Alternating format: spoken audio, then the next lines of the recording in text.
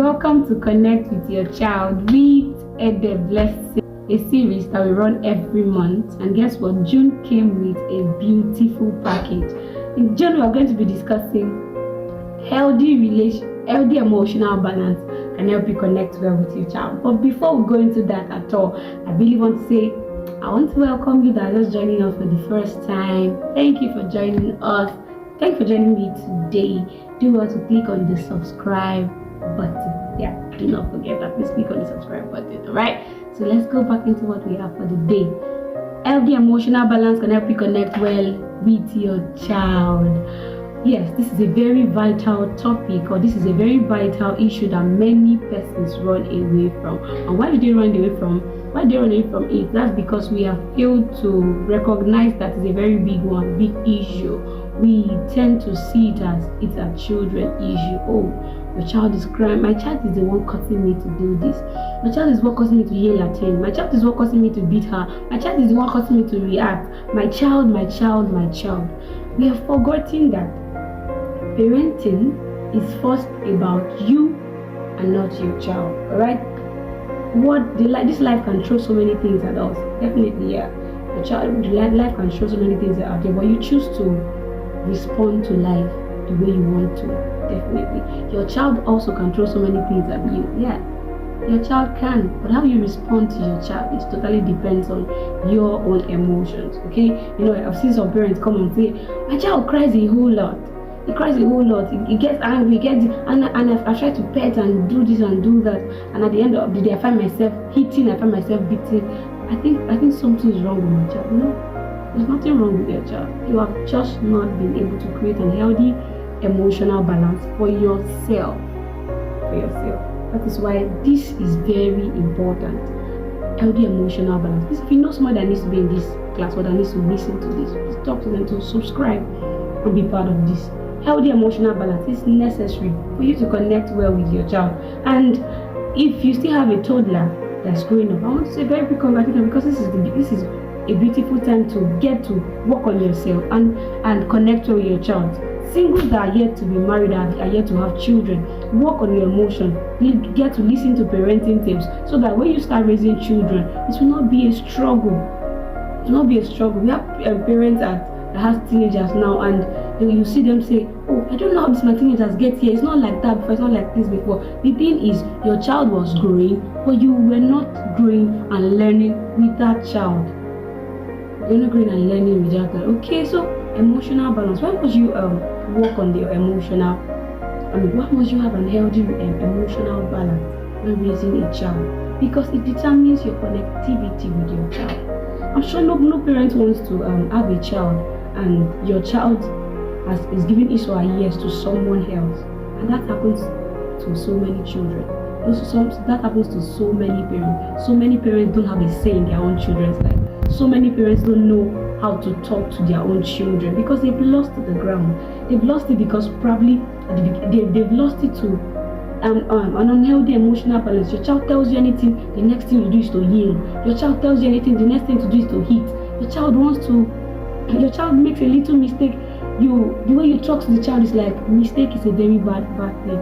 Okay, so your emotional balance is really important. This is why we should start building it now. Yes, start building your emotional balance now. Get to work on your emotions so your connection with your child will be firm. Get knowledge. That's the most way to get you connected to each other. Because some of the things we think we know about parenting, like some parents will say, but it works for my parent then, or when we're growing, it works for us. How come it's not now working? Did it truly work for you? Are you sure it truly worked for you? Because if you check well, some of the things your child is trying, or you are trying to exhibit to your child, is what how your parents raised us. Some of us, we yell because our parents yelled at us. Some of us beat our children because it had happened to us. You know, some of us flog our children for bedwetting. Let me use that, because that was what happened to you when you were raised. When you were growing up, they beat you and tell you that it is beating that will stop you from bedwetting. I'm trying to bring out so many things together to make you know that you say it's not happening in your time, but that's not where you were raised. And you want to raise your child the way you were raised. the way you were raised, is it really favoring you? Do you really like it? Are you not suffering from trauma? Some of us, when your child try to ask us any question, come on, go and sit down. We say, come on, go and sit down, not because we want to say that, but because at that point, if you answer that question, it's going to open up a wound that you have been trying to know. This is why we need to work on our emotions. If we don't work on our emotions, like Wendy Olonge will say, she will say you will bleed on somebody that did not cut you. That's what most of us are doing to our children. We bleed on them. They are not the cause of the injury. They didn't cause those injuries we are going through. They were not the cause of the trauma, but most times we suffer the bleeding. We've got to bleed on our children. We've got to bleed on our spouse. Alright, so June edition, like I said, is full of total package. We are going to be learning how we can build an healthy emotional balance. And why did you need to build an healthy emotional balance? Like I said before, it helps you to connect well with your child. It helps you connect well with your child. It helps you to build an healthy relationship, not just for your child, but even for people around you. Because the way you connect with people, the way you build relationship, do you know your child learns from it too? Your child learns from everything you do. That's why your emotions need to be stable. Your emotions need to be balanced. Your emotions need to be healthy. It needs to be healthy, and they are dangerous if we don't work on our emotions. They are. Some parents that abuse their own children don't need to sexually do that. Some parents has abused their children by beatings, because you didn't plan to hit that child so badly, but you couldn't control yourself, and you just beat the child mercilessly. You abuse the child with your hands. Healthy emotional balance is important. Many of us have destroyed good relationships. Not just with child now, but let's go to child because we're dealing with children. Many parents' relationships, many parents don't have good relationship with their children. Our children prefer to speak to somebody outside. And you know the bad thing about speaking to somebody outside? You might speak to the wrong person. Your child might speak to the wrong person. But because you find safety there, because your child finds safety there, it gets close to the person. And who knows? That's how so many children get into wrong relationship. That's how so many children get into wrong hands. Because our parents not dealing with our emotions has destroyed the relationship between father and child or mother and child. If you do not deal with if we do not have an healthy emotional balance, we will react at everything.